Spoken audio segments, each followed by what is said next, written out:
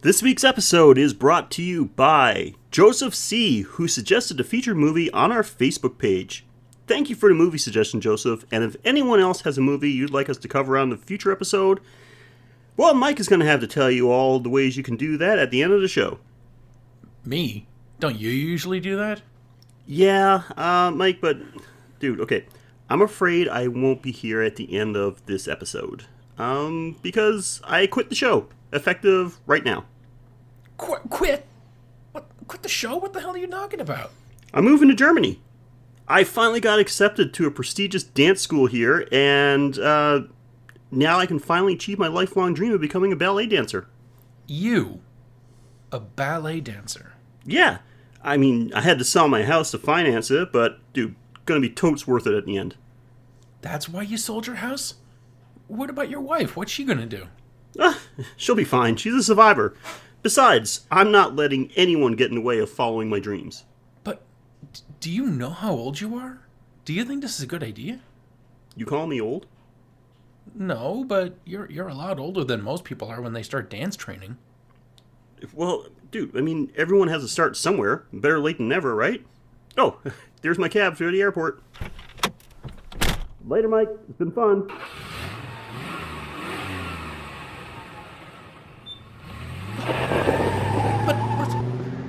What do I do now? How do I keep the show going without him? Do I find a new host? I've had to start over other shows with new people. Can I do it again? I have to. Our listeners deserve a good horror movie podcast, and I'll deliver it to them, even if I have to carry it myself. Ladies and gentlemen, welcome to the Graveyard Shift, Horror with Mike. Hey, I'm back. What? You're back? Yeah. Oh, on the way to the airport, I got a text telling me that some chick burned down the school. There was something about witches. It all sounded kind of convoluted.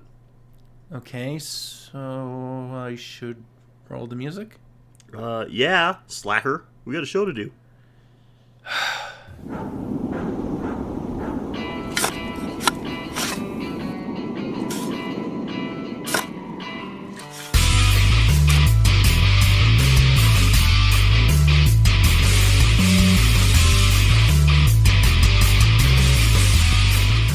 Welcome to the Graveyard Shift Horror Podcast, episode 88, where each week we watch a movie suggested by one of our listeners, and we break it down into the good, the bad, and if needed, any other category we decide to make up along the way. We'll talk about the plot, some production details, and anything else we find fun or relevant. I'm your host Sheldon, and I never worked a graveyard shift alone. Please say hello to the only tiny dancer that I want to have hold me closer, my co-host Mike. Hey, everybody. Mike, how are you? Feeling good. I got a sense of deja vu, but I'm pretty sure there's a reason for that. Bit. It feels like we talked about this movie before somehow. But anyway, yeah, we certainly do have a movie to talk about. So why don't you tell everyone what we've got in store for them this week? Today's episode is The Fall of the House of Bolshoi, because we watched Suspiria. We sure did, and here is a little info on Suspiria. Release on February 1st, 1977. There's a lot of good things released in 77. Suspiria is an Italian supernatural horror movie directed by Dario Argento. It has a runtime of 98 minutes, is rated R due to scenes of gore and violence, had a budget of approximately $450,000 US, and had a box office return of approximately $5 million. There is a lot of love out there for this flick, as Rotten Tomatoes gives this one a 93% critic score and an 83% audience score. Not too shabby. Yeah, this, like I said, a lot of love. This is considered by a lot of people as Argento's opus. Like, his work, this was the pinnacle of his work. So, we'll talk about that in a little bit. And then, just in case you're curious about the plot, an American newcomer to a prestigious German ballet academy comes to realize that the school is a front for something sinister amid a series of grisly murders. All right, so Mike, before we get into the details, just overall, what did you think about this?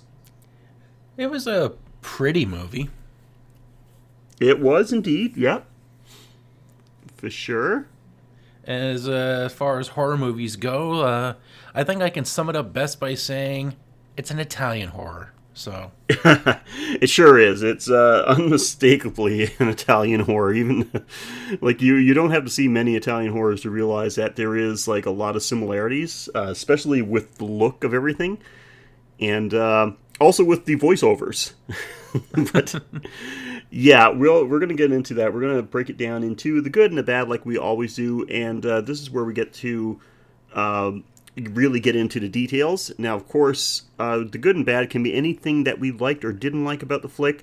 It can be something as broad as an overall theme, or something as specific as a certain scene, certain character, certain line of dialogue, whatever it is. If it's good, we'll talk about it. If it's bad, we'll probably talk about it even more.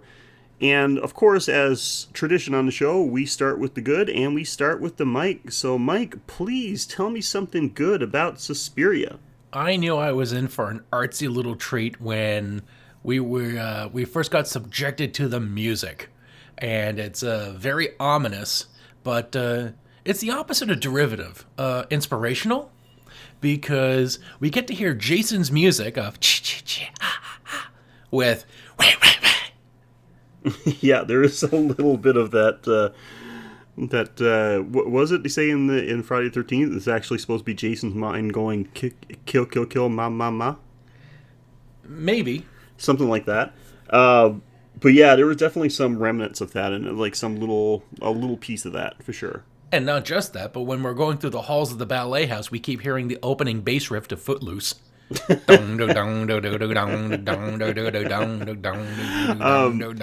Yeah, so and if you're feeling that like you've heard music similar, and I don't mean that you've heard Footloose before, like Mike just said, but if you feel like the sound of the music, the type of music seems a little bit familiar, if you're a fan of Dawn of the Dead, that's probably why, because it was done by the same band, a band called the Goblins. So definitely some similarities there. With the European version of Dawn of the Dead, you heard more of the music. In the American version, the music was cut down quite a bit. Yeah, it was more marching music in the version we heard, didn't we? Yeah, it sounded more like the soundtrack to that movie was done by John Philip Sousa. Yeah, so the European version apparently has a lot of people praise it that it has a much better musical score.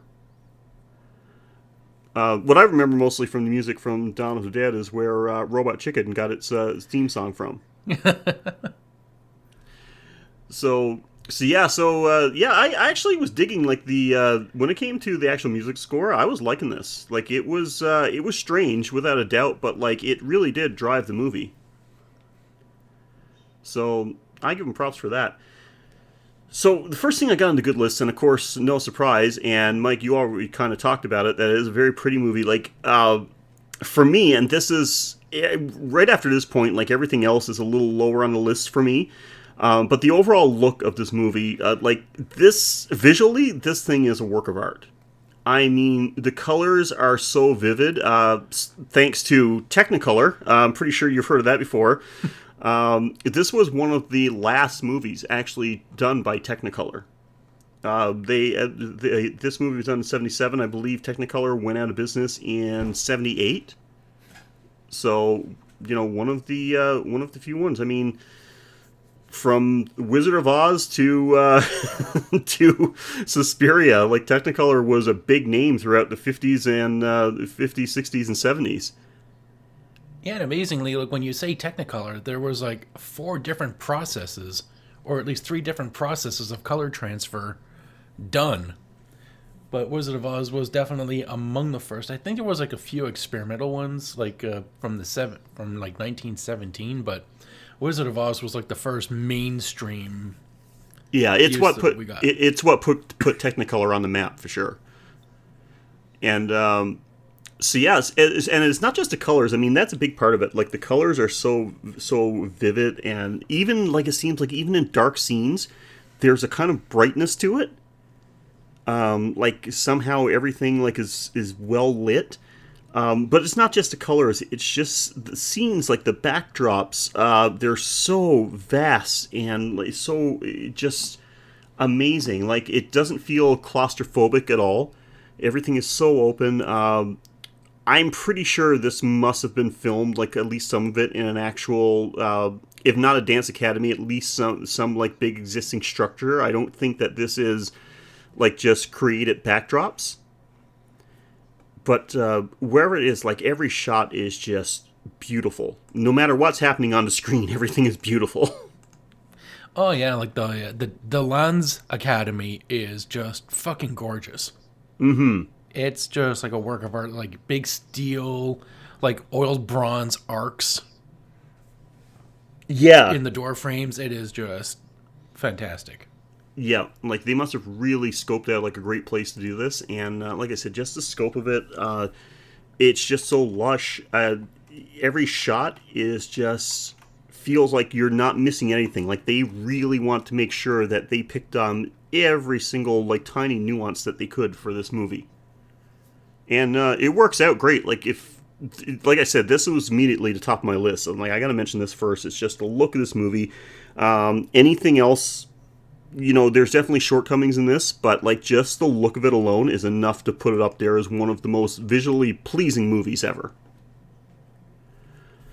Okay, Mike, so what else you got for the good?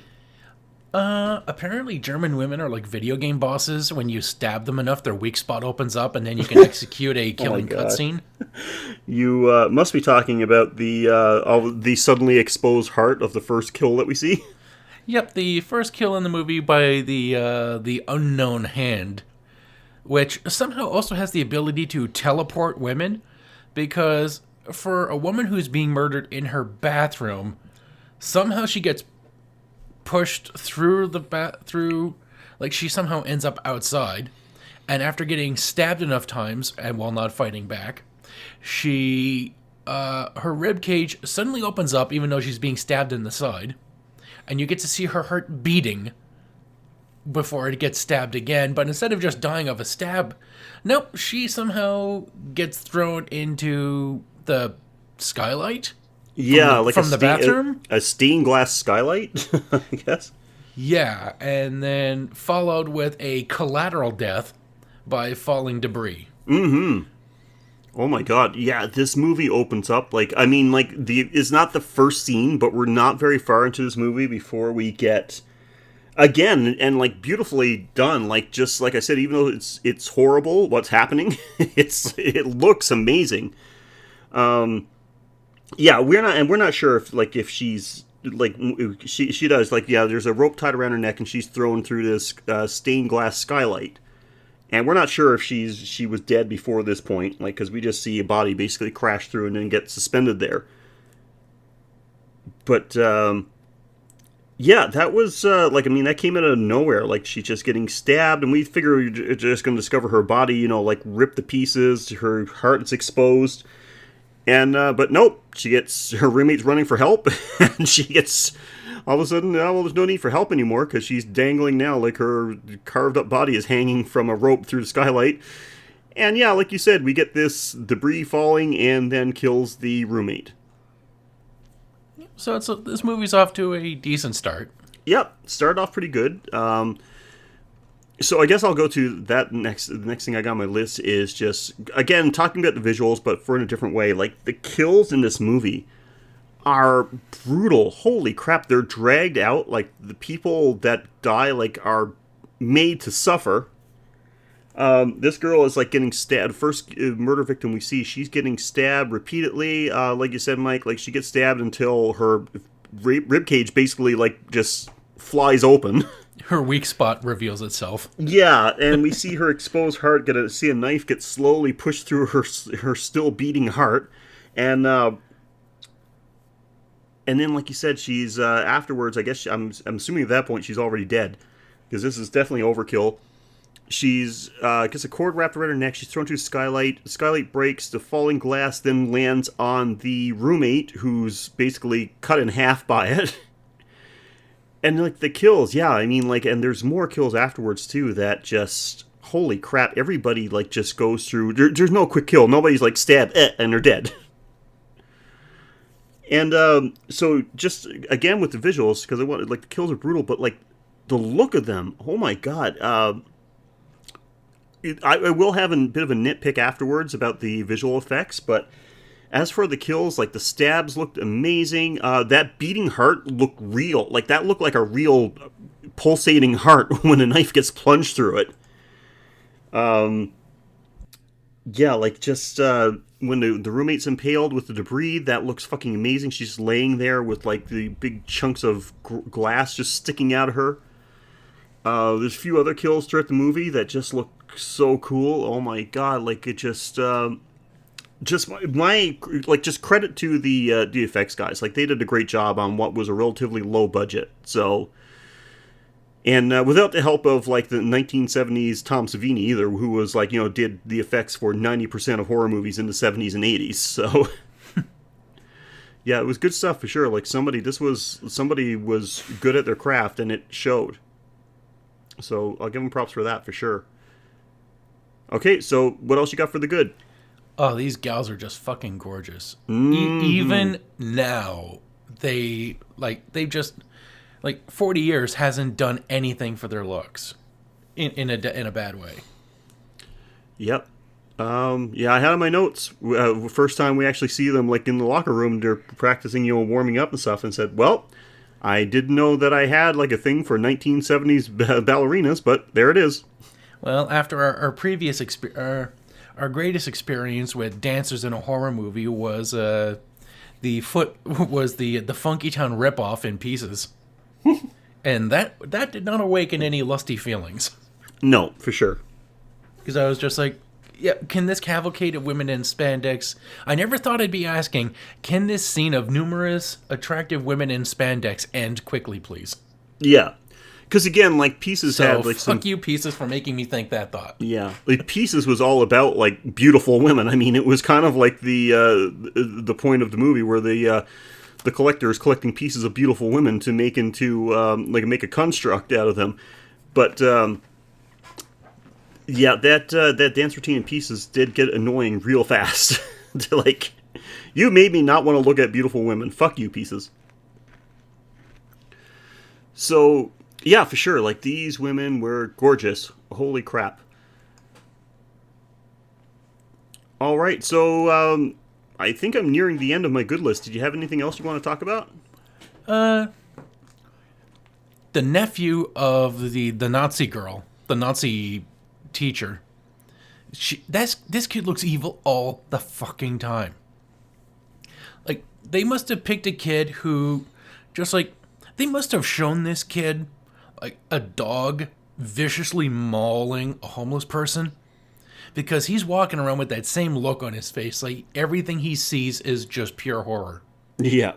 He looks like an alien trying to blend in and observe us while absolutely failing to do any blending. Yeah, it's a good way of describing it. Yeah, that was one creepy kid. Holy shit. Unbelievable. Yeah, and I was like, and right away, I mean, like, it's kind of a giveaway. Whatever's going on here involves that kid some way. He's part of it somehow. Because there's no way there's a kid just hanging around there that looks that sinister, that is not involved with the murders that's in some way or another. Yeah, when the scene came with the dog attacking him, I just thought, oh, so the dog is a good person and he can sense this kid's lack of a soul. Yeah. But no matter what you want or hope for this movie to be good, well, we're not in that scene. We're not in that section yet, but yeah. Everything that looks like it could be leading to something good is just that. For sure. I put this on my good list because not very many movies gets me with this. One scene in particular, misdirection, because I thought I knew exactly what was going to happen, because we see a certain scene where we know somebody's about to die. That's without a doubt. Like, there's no way this character is going to be living beyond the scene. And they're focusing on a gargoyle statue on top of a building. We're hearing weird noises, and I'm like, well, this person is going to get killed. This gargoyle statue is going to come to life and kill this person, or like this big, I'm calling it a gargoyle, or like a big bird statue or whatever. Yeah, there's definitely... Yeah, like, they keep showing this scene where a camera, clearly suspended overhead on a wire, keeps panning towards this guy like the evil from Evil Dead. So exactly, you keep thinking, we're going to see something come up from the sky and pluck this guy off the street. And they tease it way too long. Like, It's like 4 or 5 overhead quick zoom ins. Yeah, I definitely would have cut this is another it's a place where like a scene could have been cut down a lot and still been just as effective. They did way too many zoom ins when one would have been fine. But so I'm thinking like, okay, so this fucking like winged statue has come to life and is now swooping around. It's going to kill him, and he does get killed, but the kill comes out of nowhere, like not at all what I expected. Left field, boy. Yeah, literally, holy shit. Oh wow. And I don't want to talk about the kill specifically because I want to see. I'll talk about it later, just in case you don't mention this one. But just in case you want to talk about this one later, I'm going to leave it. But caught me totally off guard. I'm like, well, I'll give him props for that because that's not what I expected. Okay. All right. What you got? Anything else for the good? Yeah, just a few small things like the bat. When a girl gets attacked by a bat in her room. Not only does she actually not act like a total sissy, she handles it herself, which is one of the few instances of positive writing for women in this movie. That she could actually handle being attacked by a bat. And two, the bat actually didn't look like a rat with wings on a string bouncing up and down on a fishing rod. It looked pretty damn real. At least relative to all the garbage we've seen in other bats. Exactly. Like, I don't think that there is a real bat used in some of the scenes in that, like, in some quick looks at that scene. But if the one flying in the room is not a real bat, it is the closest the closest thing to ever look like a real bat in movies up to that point, at least. Because we've mentioned this on the show before, that they could not get bats to look right because it looks like just a piece of rubber on a string that somebody's just, like, flapping around. But yeah, this one actually looked pretty good. Again, like, props to the effects guys. Like that, they did a great job there. And I know it seems like something minor, but like, yeah, it does take you out of it. Like whenever I see, even in some of my favorite movies, like you look at like anything that involves Dracula, is like, I don't know if I've really seen what I would call a well, there probably is bad Dracula movies now that I think about it. I was going to say, I don't know if I've seen a bad Dracula movie, but yeah, actually, yeah, I have. But any of them that involve bats, like you always see like this, something is obviously just like a rubber bat that somebody bought at like a fucking kid, like a toy store or something. And it's like on a fishing rod, on a piece of string, and somebody's just like plucking the fishing rod, like jerking it around. Yeah, like we're supposed to believe that a bat like can sustain itself with like one flap every 3 seconds. Yeah, that he can sustain flight with that. And I love bats. I mean, like me and my wife, like this is something we do in the pretty much every summer. Is that when we know like it's time of year that there's going to be lots of bats around, we walk into this field near our place. We walk through this trail in the woods, and when we come into an open field. And there's lots of bats around there, and what happens is that we attract the insects around us, so there's like mosquitoes will be flying near us, and bats will start swooping in close to us trying to grab the insects, and sometimes they're swooping like inches away from our face, like we can feel like the air from their wings as they go by. And it's so cool. Certainly not the place for anybody that's afraid of bats, for sure. We don't mind them, so we actually kind of like it, and yeah, like bats, they're sustaining flight because their wings are moving hella fast. Like, they're not aerodynamic. They're not gliding or anything. It is all propulsion. So like, people just don't get bats right on screen. But this one did a decent job. Yeah, and another good I had was, there was one scene where I sent you a picture. The lighting basically looked like they were ripping off the War of the Worlds. Oh, yeah, with the greens and reds.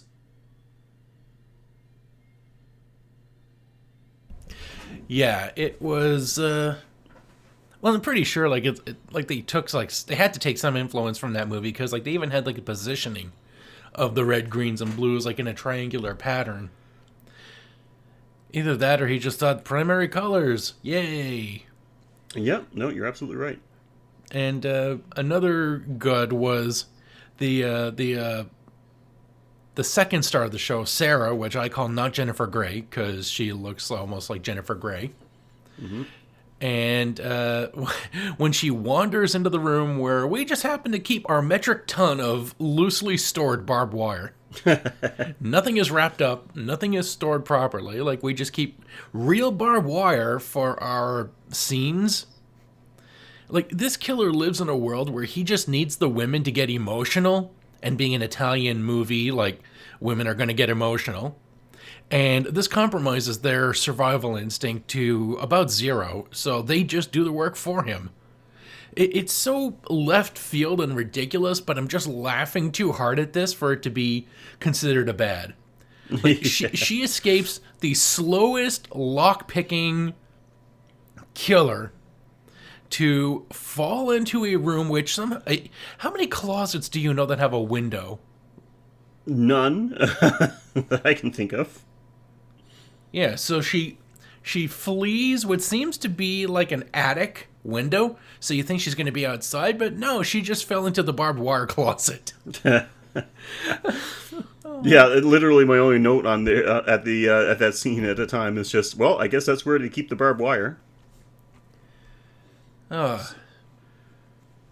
when Mrs. Blank does a call to the police, there's like a scene, like when it zooms in on her, she's got like one bloodshot eye. It just made like a really neat scene. It was, yeah, for sure. And that's all my goods. Yeah, for me too. Like I said, the strength of this movie is definitely on the visuals. Like, it is a visual masterpiece. That's what really carries it. Yeah, definitely as well. I would say this movie, like, it deserves its its classic status. Like, it is, I think, I would go as far as saying, because of that, it is an essential of horror, that you should watch this movie. That doesn't mean that there's not some bad things to talk about. No, boy, there. If I can find some bad things to talk about, my favorite movies that, like, I absolutely love, then I have no problem finding some bad things to talk about with this one. And so we'll kick it off, and I'll kick it off, actually, with the bad. While it looks great, the music is great. The voice acting in this movie, not voice acting, but the voiceovers are starting to really get on my nerves. This is a common thing in Italian movies, ones that, not just horror, but like Italian movies that make it to a English audience, that they're all voiceover. And the reason for this is there's actors in this movie that are from a lot of different countries. Like, there was Italian actors, English actors, German actors, and they are all given their scripts in their whatever language, whatever their language is. So, like the main character, she's American. Her script, all her parts were given to her in English, while people were responding in other languages to her lines. Yeah, it is confusing when you see someone speak English, and then someone's response in English is completely, like, the lips aren't right. And yeah, it's out of sync. Like, I mean, not the worst, like, syncing that I've seen of voiceovers, but, like, not great. It's like the uncanny valley of voicing. But then even no matter, like, the movie, every single line, like, is voiced over. Like, nobody that you hear speaking is the actual voice of the actors on the screen. Like, no audio from the actual recording is the original recordings is used. So even, like, if it doesn't matter that hey, this movie is Italian, half the actors are Italian, but there's some German and American actors. It doesn't matter. Here's a bunch of Italian voiceover actors that are going to redub the whole thing. And then same thing when it went to, like, European, to English-speaking countries. It's like, yeah, some of this is already in English. Like, there are some English-speaking actors in here. Doesn't matter. Here's some English voiceover actors that are going to redub the whole thing. So, yeah, none of the voices you hear in this movie are from any of the actual actors that acted in this movie. And you can tell. So, not the worst I've seen, but, like, yeah, it is a bit distracting. So I'm like, I don't know, like, what the fuck? I honestly, like, have everybody speak in their own language. I don't care, and put on subtitles. I'd rather read subtitles than have voiceovers anyway. The voices aren't the only bad acting, just terrible acting overall Yeah. in this movie. Like, there are... Like, when you see the lady running into the forest, she is fucking annoying. Like, her roommate is fucking annoying. Because instead of kicking in the door when she hears her roommate getting attacked, she's not getting a neighbor. She's just screaming, "My friend is in danger! A murder is happening! Murder! Murder!" Like, all she knows is that, like, her friend is screaming. Yeah. Like, no one has said, like, she never says, "There's somebody in the bathroom with me." She's just screaming.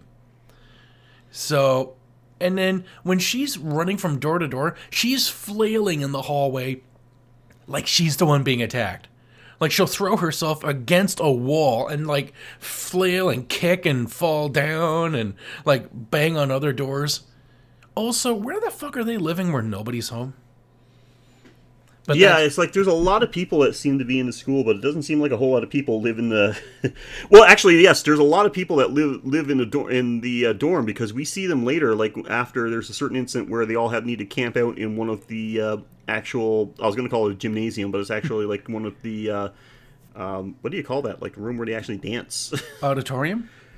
Sure, we'll call it that. There's a lot of people there, but for some reason, there's, like, absolutely no one around at that time.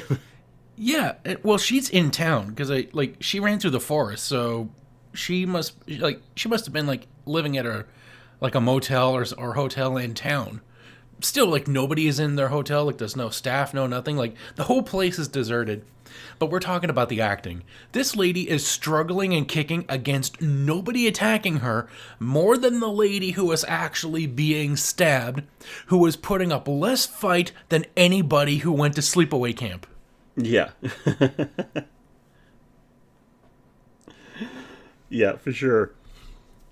I could just go on about the acting, but we'll let you do one, and then I'll return to more examples of why this movie is pretty looking, but not pretty well acted.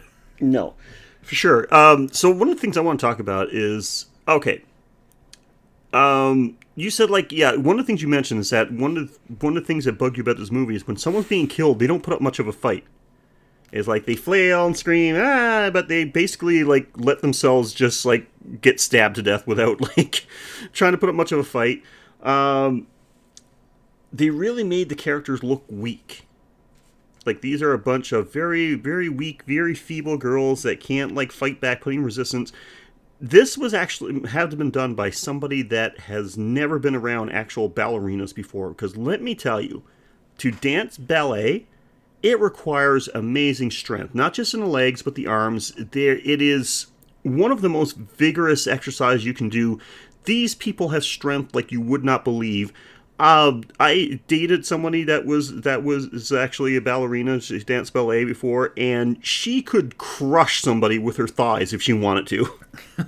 Let me tell you, she wanted to knock down like a thin wooden door.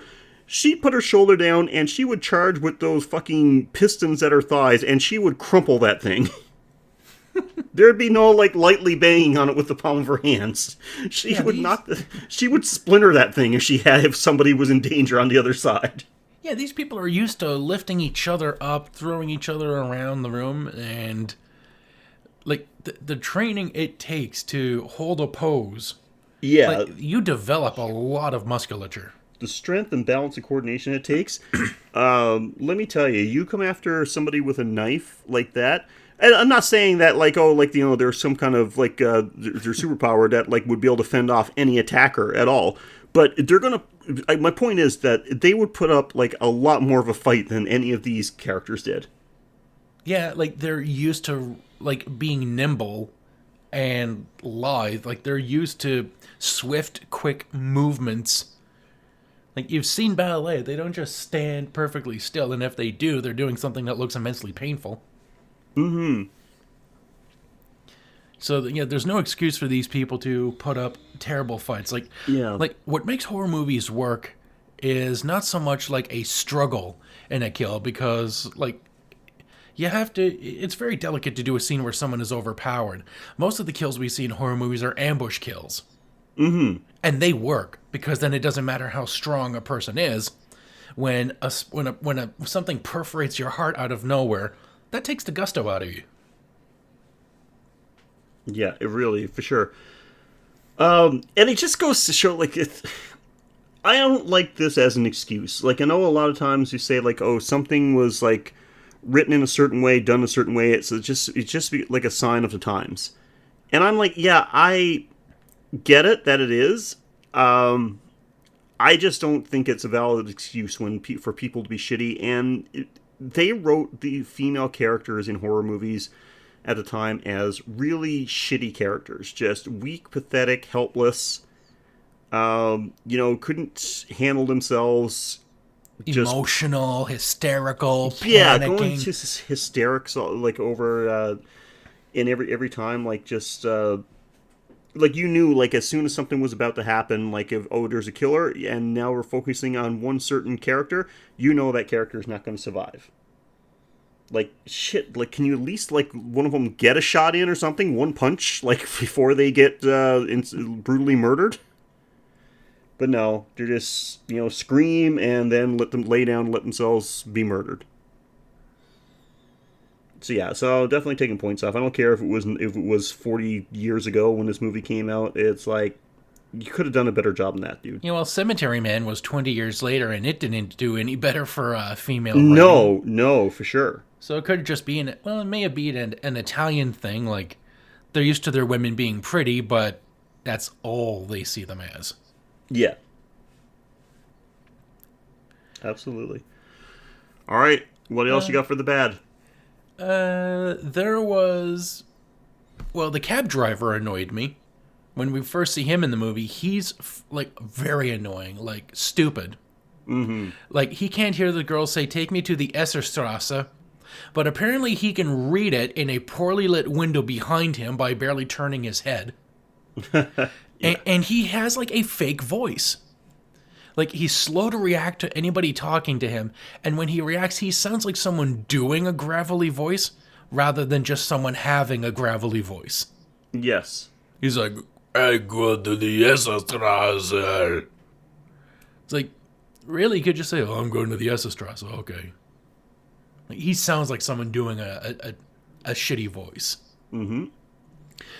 And it's not like the only annoying man here, because when the one woman has a scene where apparently someone flashed a knife at her, and that gave her reverse epilepsy, because instead of getting into a spasm, she just got really lethargic and got nosebleeds and passed out in dancing.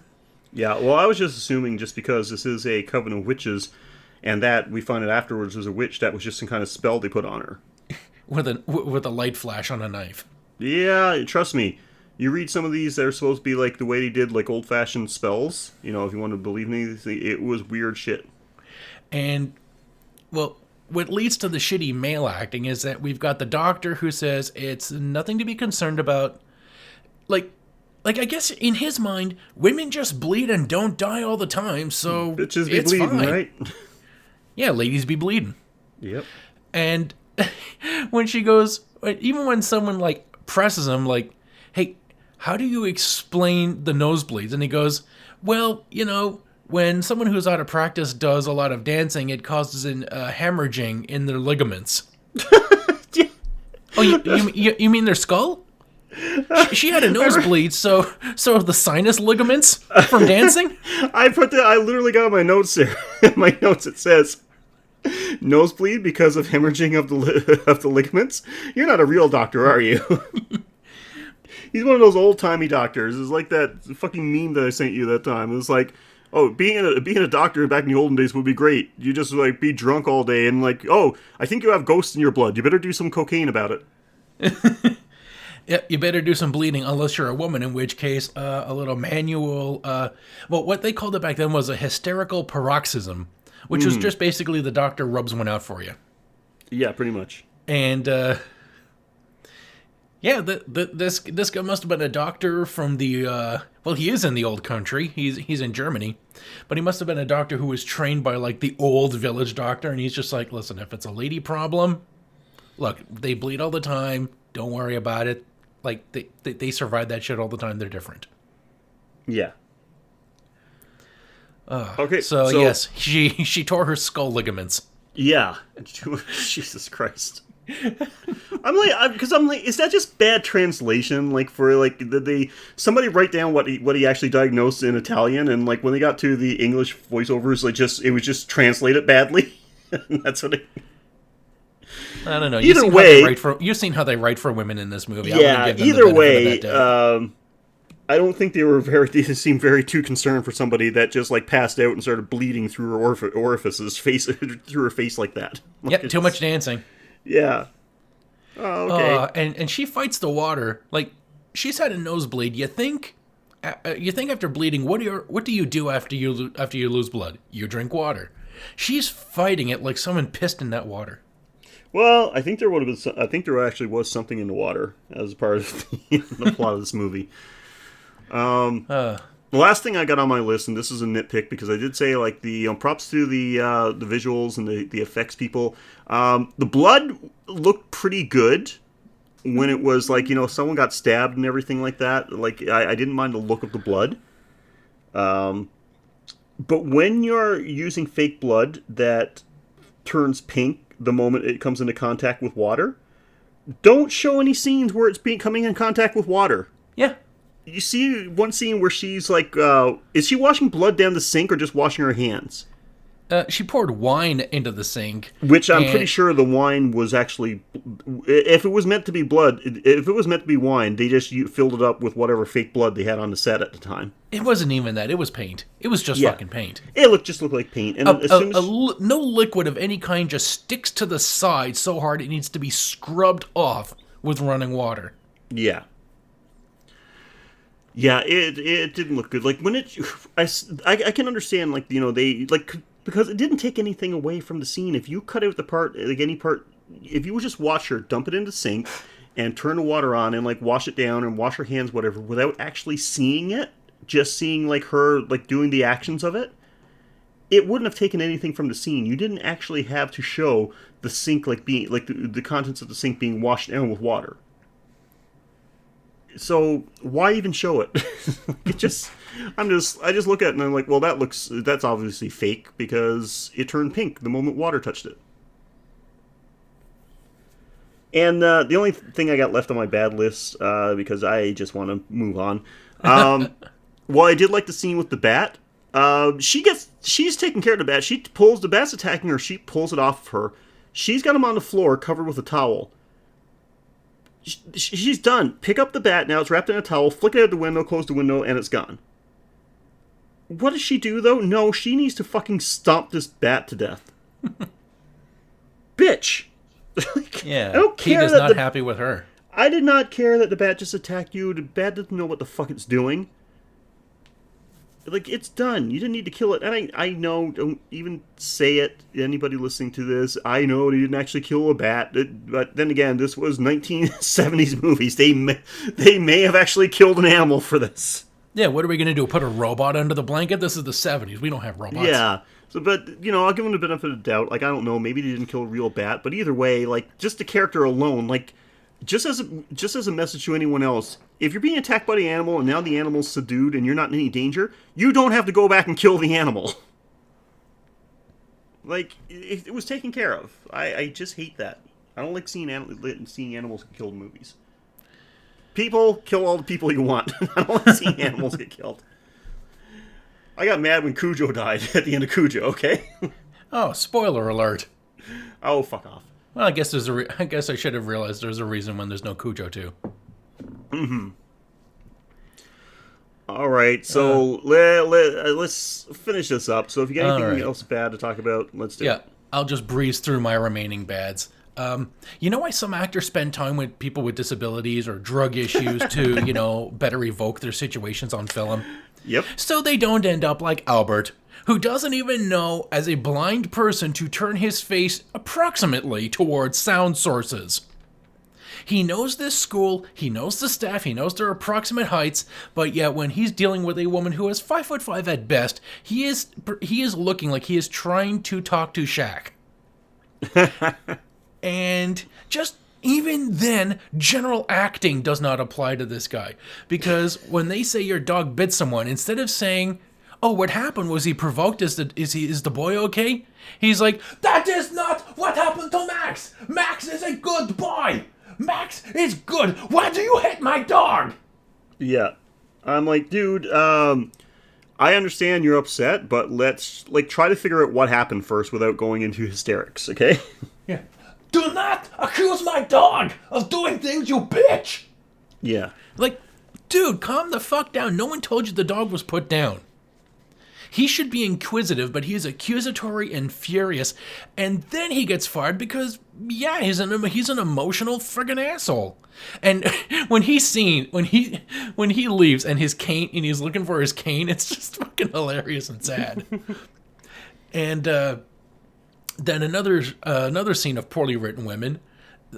Sarah notices during the maggot incident sleepover in the auditorium that the directress is apparently behind her, and she's been missing for some time. But Sarah's like, no, that's her. I can tell by the breathing. And I'm like, if she's right behind you and you can see her silhouette, just walk around the shadow and go, hey, long time, how you been? Yeah, really. And then another scene, Jennifer Grey running around the hall, then the attic, not being attacked by anybody, scared of what at this point? Nothing? She's scared so much she falls back into some glass, then spins around strong enough to shatter the glass next to that. Yeah. And then she gets chased into what apparently is the adjacent closet window. And she stares with fear as a knife is lifting the latch to the bar lock door thing. And she could just hold it down with her hands on each side. And also, when she runs away and tries to escape, how long does it take to lift a fucking door bar latch thing? Because this knife is sliding in and out, losing the thing, like he's trying to crack a fucking safe. Yep. But he's not. He is not. And then there's just a scene where the lady's talking with this archivist, and he talks about like how the dance hall was an academy for the occult, not the occult, the occult. Yeah. And then not Jennifer Grey. She wakes up Susie saying that her notes were stolen, and then we see Susie reading her notes to find the secret witch room. So did Susie steal her notes? And then if Patricia, the crazy forest running lady gal who got teleported from her bathroom to the skylight, if she was telling her friend Sarah as she's running out at the beginning of the movie about turning the blue iris, why didn't Sarah ever turn the blue iris? Like she told Susie, I was the one Patricia was talking to. So if she revealed everything, like there's a coven of witches behind the blue iris, like you just got to turn the blue iris in the mural in the room. Why didn't Sarah ever do that? Yeah. She said she answered the door and she was there with Patricia. And then also, what the hell was up with like the name Suspiria? Was anybody ever named Suspiria in the movie? Like, I know that later the old lady is revealed to be like Mater Suspiriorum, one of the three mothers of grief, but that's all behind the scenes. Like, someone has to tell you that shit. Mm-hmm. Does the movie tell you anybody named Suspiria or Suspiriorum? Actually, because it's based on, from what I read about it, it was based on an essay, and I'm like just trying to recall the details, and I'm not going to get details, but it's based on an old, I think it was a short story called Suspiria de Profundis, which means sighs from the depths. Yeah, but still, like, you think if it's going to be called Suspiria, that the villain, if she is Suspiria, that they would say, "Oh, this is like Mother Suspiria," but they don't name her that in the movie. She says like her name is like Madame Zola, the witch coven leader. And then there's just like little anonymous one-offs, like the Nazi lady giving the dental history of the handyman. Like, do we need to know that he pulled out all of his teeth with pliers because he had gingivitis? Mm-hmm. And the last one is, you have been watching Suspiria in Yeah. the credits? Like, thanks for I've telling me never that? seen that before in anything I've ever watched. Or just like lederhosen slap dancing at the pub. What the hell? Well, whatever. This movie's nuts. It is pretty insane. Okay, so that's everything we got to say about Suspiria, except for one thing, because I know you've got one more thing to talk about. Yes, there's something to discuss on my kill of the week. And while I would be inspired to give it to the falling debris double kill, which was a pretty good start to this movie, I should at least mention the weird fake out that we were discussing with the overhead, like, not gargoyle kill, which I was fully expecting as well, because the blind guy who can't act is walking his dog after the lederhosen slap dance at the local pub, because that's the thing that blind people enjoy. And he is then, the dog is freaking out. He's wondering, like, what's going on. He's completely alone, and we think, oh, he's going to be attacked by, like, the big evil, the big curse. Mm-hmm. And then the camera zooms in on him several times. He doesn't get attacked, and we think, well, this was a weird fake. And then the dog out of nowhere just, neck kill, rips his throat right the fuck out, and and then proceeds to eat him. Yes. Doesn't just kill him, but you're right, like, just sits there and, like, actually chewing on him. He has to be run off by police. Yeah, and then he just, like, pulls a bend turn, like, looks up and says, "It's the fuzz, cheese it." I was expecting to see more of this dog later, like, either he's an instrument of the evil, or he's, like, dealing with them. But no, he just bites one kid, who never shows up again, eats this guy, and then he never shows up again. Yep, absolutely. Yeah, like I said, that caught me out of nowhere. I thought, like, oh shit, like, maybe if we don't even see it, like, we're going to assume that, like, oh, this guy's gonna be found headless because, like, the fucking statue came to life and swoops down and, like, snatches his head off, like, something out of Q. But nope, as he's, like, you know, looking around because he's sure something is like, fluttering around him, the dog just, like, leaps up and kills him. Holy shit, good stuff. All right, so everybody, that is our coverage of Suspiria. Like I said, there's a lot of love for this movie. It's considered a horror classic, like a fucking masterpiece. We want to know what you guys think about it. Have you seen it? Like, do you agree with what we had to say? Disagree? Is there some points that, like, you know, something that we missed? Or if you don't care about Suspiria, but you have a suggestion of another horror movie for us to watch for a future episode, we want to hear from you. You can, first of all, drop us a line at thegraveyardshiftpod@gmail.com if you prefer, like, you know, old-fashioned emails. You can follow us on Twitter at GYS_horrorpod. Facebook at facebook.com/thegraveyardshiftpod. And, of course, Instagram.com/thegraveyardshiftpod. If you're feeling particularly generous, you know, you checked your bank accounts recently and said, you know what, I have too much money. We've got an idea for something you can do with it. You can head on over to www.patreon.com/graveyard, and there you can support us financially for as little as $1 a month. That goes directly to the production costs of the show, so we can make sure that these episodes keep coming. Plus, as a little extra bonus, you know, besides our eternal gratitude, you get access to our exclusive Patreon-only bonus episodes. We've got a whole pile of them there with more on the way. These are episodes that only our Patreon paying members get access to, so, you know, think of it as a little exclusive club.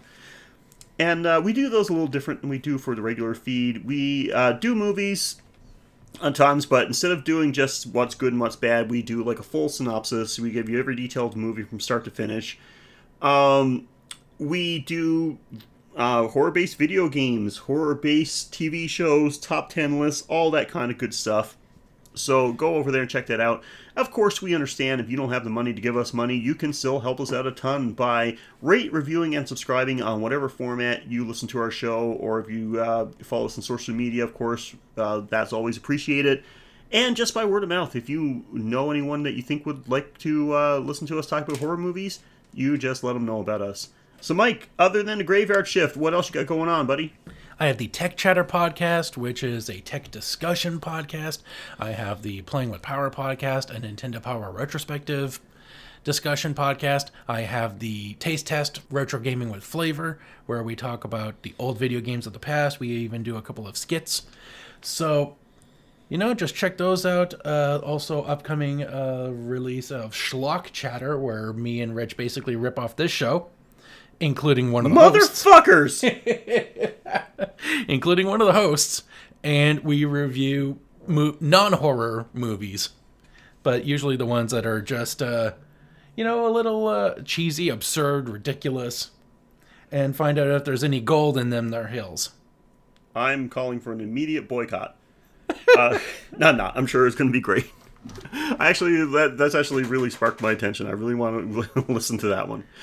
Okay, so so you can check those out. Check us out on social media, and especially on Mike's. You can find Mike's personal page from our Facebook page, and you can find all about those shows and links of how to find them. And if not, just ask us where to find them. I'm sure we'll be. We can happily send you links to them. But when it comes to horror, that's all we have to talk about this week. But we are already in the process of getting another episode for you next time. But until then, I'm Sheldon. And I'm Mike. And thank you again for joining us on the Graveyard Shift.